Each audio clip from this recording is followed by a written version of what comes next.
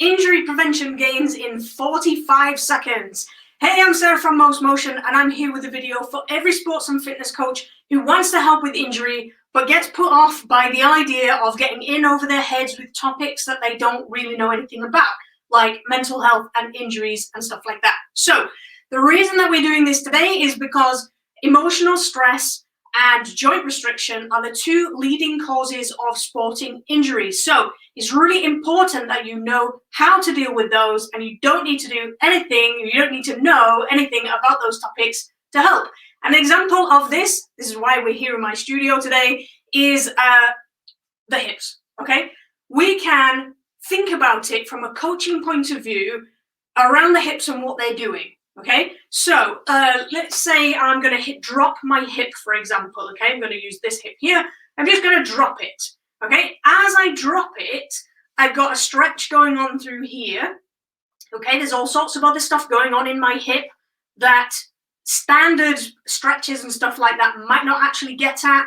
But in using variety of movement, we can open the joints out, we can stop them being so restricted just by adding a little bit of variation in what we do. So as I drop my hip, we've got that stretch going on, and depending on who your clients are, who your participants are, they might not like the idea of doing anything silly or playing around with movement. So you can just use it as a bit of a stretch. You can say, oh, you know, we're aiming for the stretch to be here. You can move around on the point here. We can rotate around like this.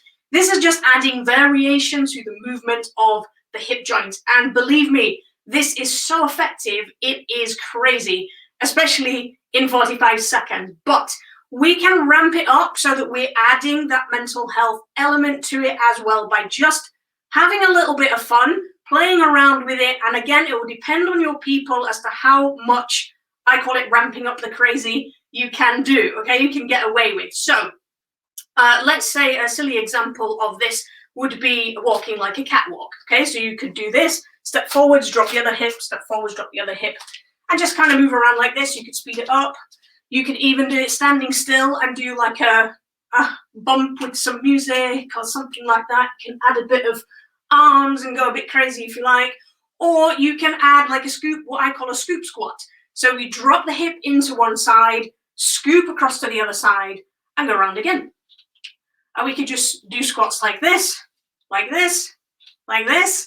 We can just add weights. We could do whatever it is that we want to do, okay? But playing around with something like that adds a little bit of fun element to it. It adds a bit of curiosity, and it adds a bit of variety to the movement that you're asking your clients to do, which to their brain is very interesting. So that engages them very, very quickly into your session, which is why doing something like this in a warm-up, for example, is a brilliant time to add some crazy variations to your movements, okay?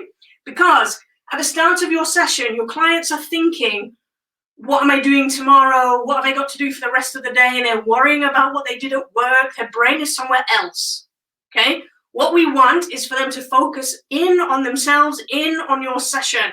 And if we add that variety, that curiosity, that playfulness to our sessions, they're engaged much more quickly, which means they're focused on you, not on their lives.